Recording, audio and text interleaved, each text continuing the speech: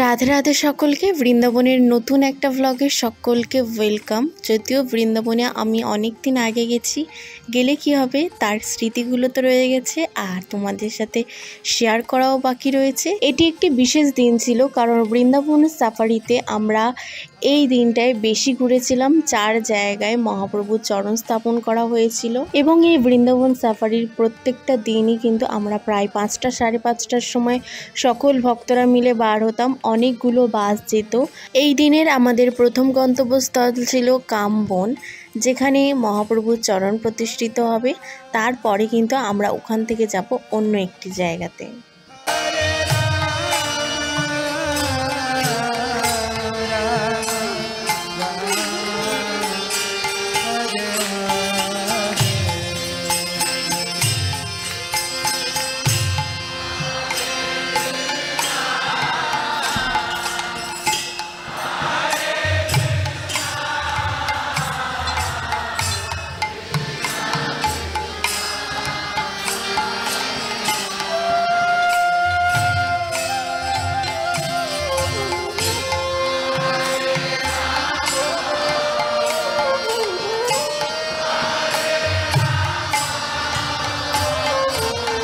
আস্তে আস্তে কিন্তু সব ভক্তরাও চলে এসেছে আর অনেক ভিড় হয়ে গেছে। সাইডে কীর্তন চলছিল।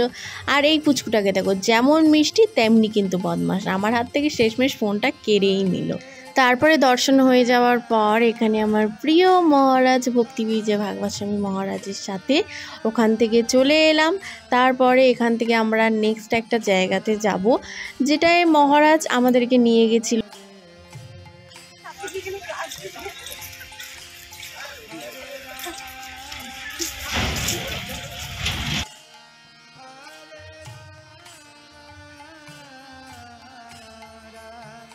এরপরে যে স্থানে আমরা গেছিলাম সেই জায়গার কাহিনী শুনলে তোমরা পাগল হয়ে যাবে। লিটারেলি আমিও নিজে যখন জানতে পেরেছি মাহাত্ম্যটা, আমি জাস্ট নিজের মধ্যে ছিলাম না। এই জায়গাটিতে স্বয়ং ভগবান শ্রীকৃষ্ণ তার সখাদের সঙ্গে করে নিয়ে পিকনিক করতেন, খাওয়া দাওয়া করতেন। ভাবতে পারছো? স্বয়ং পরমেশ্বর ভগবান শ্রীকৃষ্ণ। সেই জায়গাটাতে এখন আমরা বসে সকলে প্রসাদ পাবো। বৃন্দাবনের কিন্তু সব জায়গায় দূরে দূরে বেশ রয়েছে, যে জায়গাগুলোতে ভগবান শ্রীকৃষ্ণ লীলাবিলাস করেছিলেন। বৃন্দাবনের সব জায়গাতেই ভগবান লীলাবিলাস করেছেন, তবুও বিশেষ কয়েকটি স্থান কিন্তু চিহ্নিত রয়েছে। ভগবান শ্রীকৃষ্ণ নন্দগ্রাম থেকে গোবর্ধনে আসতেন গোচারণ করতে। কতটা দূর! আর যে জায়গাগুলো আমরা বাসে করে করে যাচ্ছি, ভাবো কতটা দূর। আবার এই একটা জায়গা ভোজন থালি যেটাকে বলা হয়, যেখানে ভগবান শ্রীকৃষ্ণ তার সমস্ত সখাদের নিয়ে খাওয়া দাওয়া করতেন।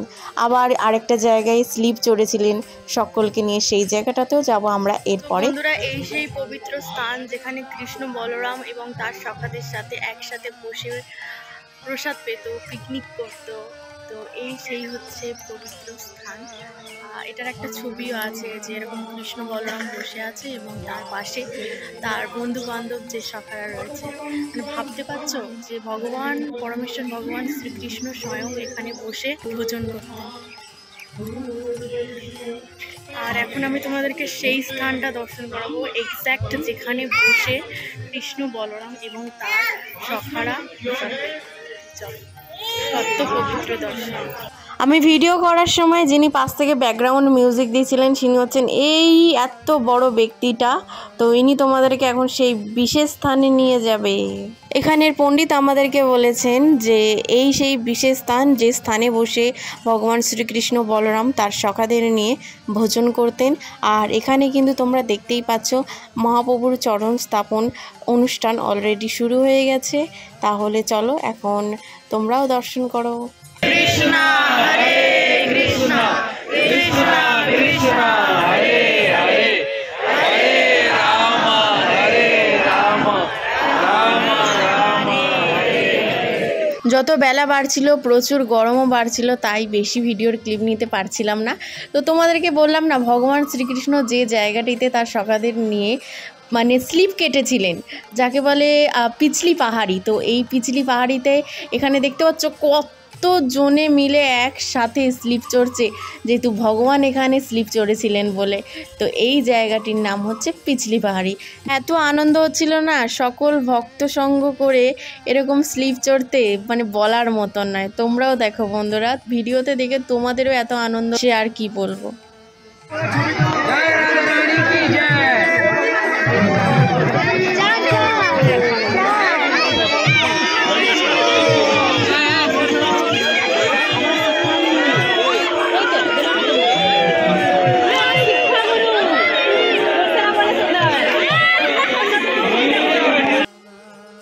আরে আরে এইবারে তো আমাকে পেয়েছি আমিও দেখো কতবার যে স্লিপ চড়েছি বলার মতন না।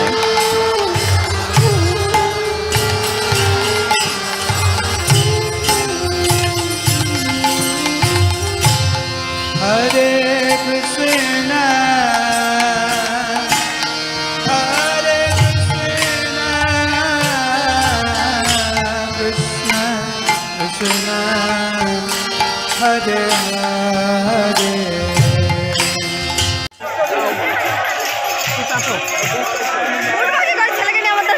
দেখো বন্ধুরা, অনেকটা উঁচুতে আছি, আর এইখানে ভগবান শ্রীকৃষ্ণ এখানে স্লিপের মতন সবাই চড়তে দেখতে হচ্ছে। ভগবান শ্রীকৃষ্ণ তার সকাতে নিয়ে ওই রকমভাবে চড়তো, আর এই সেই পাহাড়। সত্যি বলতে বন্ধুরা, এই দিন আমার সবচেয়ে বেশি মজা হয়েছিল। এই দিন সকল ভক্তরা মিলে যখন স্লিপ চড়ছিলাম প্রচুর আনন্দ হয়েছে। তারপরে এখান থেকে আমরা অনেক উঁচু, মানে আমি লাইফে ফার্স্ট টাইম এত উঁচু জায়গায় উঠলাম। এখন বিশাল, এরকম উঁচুতে বোধহয় কখনো বসিনি, একদম ফার্স্ট টাইম এত উঁচুতে। মানে এটা তাও অনেক তলা হবে বলো।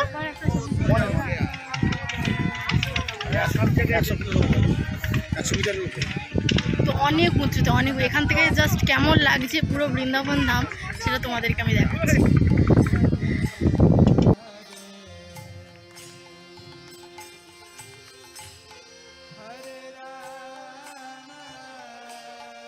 উঠছি, ওখানে তো প্রচুর কাঁটা রয়েছে, নামার সময় বিশেষ করে আরও অবস্থা খারাপ হয়ে গেছে, প্রচুর কাঁটা।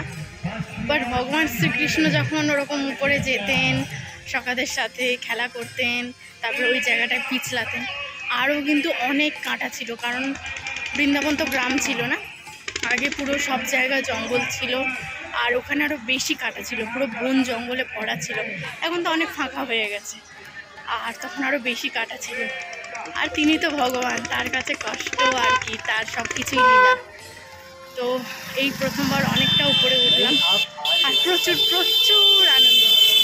তো যতটা পারলাম তোমাদের সাথে শেয়ার করার চেষ্টা করলাম। এবং নেক্সট যে জায়গাটাতে আমরা গেছিলাম সেটা হচ্ছে নাম ছিল চরণ পাহাড়ি, যেখানে স্বয়ং ভগবান শ্রীকৃষ্ণের চরণের চিহ্ন রয়েছে। আর এই জায়গাটাতে যাওয়ার জন্য অনেকটা, মানে এরকম স্লিপের মতন উঁচু রাস্তা ছিল, সেরকম উঁচু রাস্তা ধরে ধরে এসেও আমাদের আবার এতটা সিঁড়িতে উঠতে হয়েছে। তো এতটাও কিন্তু সহজ নয় ভগবানের কাছে যাওয়া।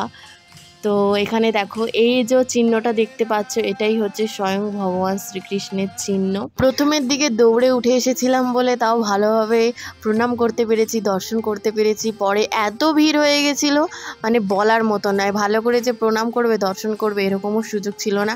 আর এত সুন্দর কীর্তন হচ্ছিল বলার মতো নেই, এই প্রভুটা এত সুন্দর কীর্তন করছিল।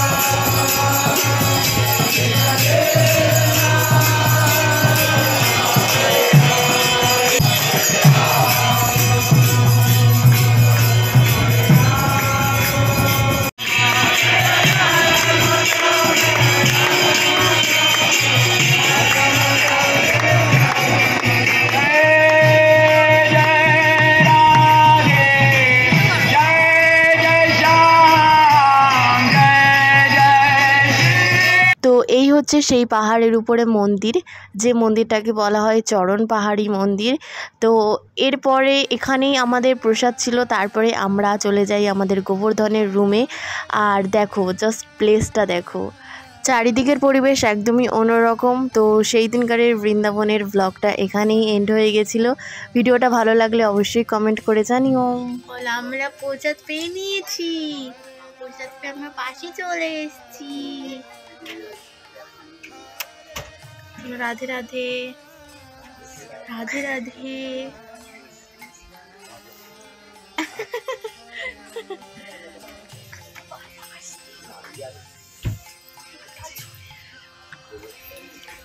কতগুলো সিঁড়ি।